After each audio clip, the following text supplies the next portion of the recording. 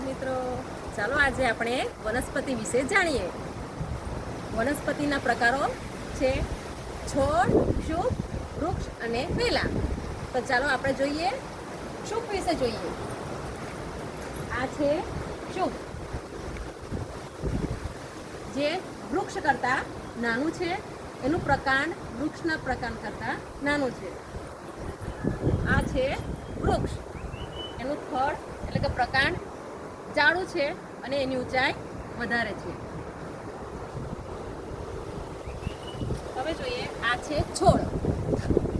છોડ એ વનસ્પતિ વૃક્ષ અને ક્ષુપ કરતાં નાનું છે અને એનું પ્રકાંડ નબળું છે. હવે જોઈએ આપણે વેલા પ્રકારની વનસ્પતિ કે જેને ચડવા માટે આધારની જરૂર પડે છે.